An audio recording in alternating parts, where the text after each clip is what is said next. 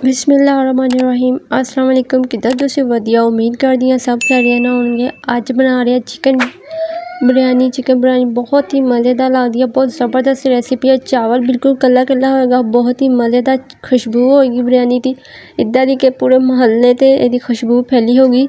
उम्मीद है तुहानू अज दी रेसिपी जरूर पसंद आएगी। प्याज नू अच्छी तरह ब्राउन कर लिया वा, अच्छी तरह कलर आ गया खूबसूरत जिहा प्याज का।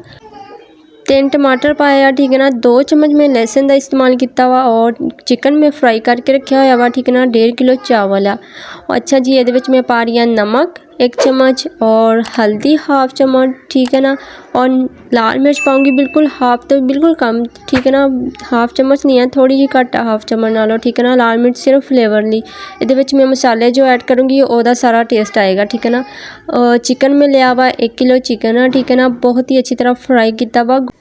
चिकन की रेसिपी मैं काफ़ी बारी तुहानू दिती हुई है, ठीक है ना। फ्राई करने का तरीका भी दसिया हुआ वा। फ्राई करके मैं रख लिया सी। ये मैं पाया वा साबत गर्म मसाला, दालचीनी और जीरा वा, ठीक है ना। लौंग 2-3, बस यही चीज़ा मैं पाइया साबत। और 2 चम्मच मैं अदरक दे, ठीक है ना। अच्छी तरह बुनाई करूँगी और बहुत ही मज़ेदार बिरयानी बनेगी। उम्मीद है तुहानू ज़रूर पसंद आएगी। अज मैं दूसरे चूल्हे पर बना रही हूँ क्योंकि उत्थे मैं चिकन बना रही हूँ।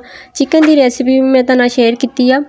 इस तो मैं चिकन चावल भी बना रही सी, चावल भी बना रही है और चिकन का सालन चिकन कढ़ाई अलग बना रही है, ठीक है ना। वो दूसरे चूल्हे पर बना रही है, इस तो मैं इत्थे रिकॉर्डिंग कर रही हूँ, ठीक है ना। अच्छी तरह बुनाई करने तो बाद ये मैं पाया दही, ठीक है ना। 5 मिनट बुनाई की आ, फिर मैं ये दही पा लिया वा। अच्छी तरह बुनाई करनी है ताकि चिकन सॉफ्ट हो जाए, ठीक है ना। बहुत ही मज़े की खुशबू आ रही है और बहुत ज़बरदस्त आ।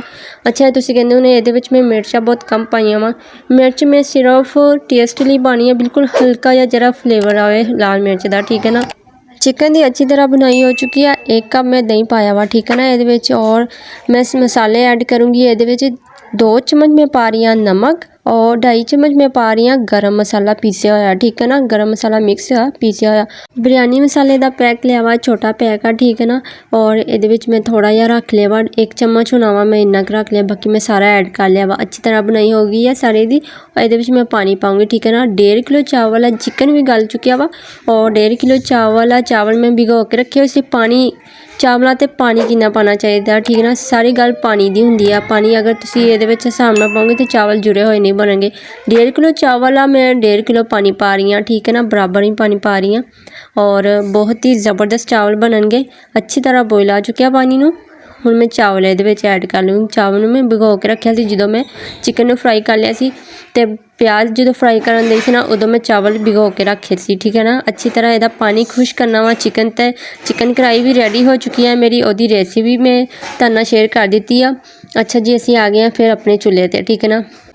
पहले मैं दूसरे चूल्हे पर बना रही थी चिकन कढ़ाई की रेसिपी मैं बनाई है, जिदा बिल्कुल होटल से बनाते इदा की मैं रेसिपी चिकन कढ़ाई की बनाई है। वो लिंक भी मैं तुहानू शेयर कर दूँगी और बहुत ही मज़ेदार रेसिपी है वो भी चिकन कढ़ाई की। अगर तुसी किसी की दावत करनी हो तो चिकन बिरयानी तो सीधा बना सकते हैं। चिकन कढ़ाई की रेसिपी मैं तुहानू दूँगी। अगर तुसी किसी की दावत करनी हो, मेरी ये दोनों रेसिपियाँ तुसी ट्राई करोगे इंशाल्लाह, बहुत ही मज़ेदार, हर कोई तारी तारीफ़ करेगा, ठीक है ना। बहुत ही मज़ेदार और बहुत प्यारी खुशबू आ रही है चावलों की, ठीक है ना। बहुत ही कला कला चावल होगा, ज़रा भी जुड़े हुए नहीं बननगे। और अच्छी तरह पानी खुश करना वा ताकि पानी ये ज़रा भी ना होए और अच्छी तरह खुश करना, ठीक है ना। अच्छा जी, 25 मिनट वास्ते मैं कवर कर दूँगी। चलो जी बिस्मिल्लाह करते हैं। 25 मिनट हो चुके हैं माशाल्लाह, बहुत ही ज़बरदस्त खुशबू आ रही है माशाल्लाह। बहुत ही प्यारे चावल बन गया, बिल्कुल कला कला चावल है, ज़रा भी नहीं टुटिया और ना ही जुड़े हुए हैं, ठीक है ना। तुहानू देखने ते भी अंदाज़ा होंदा ना, बहुत ही मज़ेदार टेस्ट है चावलों का और बहुत ही ज़बरदस्त बिरयानी बनी है, ठीक है ना। चिकन बिरयानी तो बहुत ही मज़ेदार लगती है। अगर तुसी मेरे तरीके नाल बनाओगे तो इंशाल्लाह और भी तुहानू बहुत ही ज़बरदस्त टेस्ट आएगा। देखो चावल बिल्कुल कला कला वा और ना ही जुड़े हुए बने हैं, ठीक है ना। बहुत ही मज़ेदार है और इन्ना ज़बरदस्त टेस्ट है ना चावलों का। अगर तुसी मेरे चैनल को सबसक्राइब नहीं किया तो जल्दी ना जाके मेरे चैनल को सबसक्राइब कर दो। अपना बहुत सारा ख्याल रखिए। असीं फिर मिलांगे नवे चस्के दे नाल, नवी रेसिपी दे नाल। ओके, अल्लाह हाफिज़।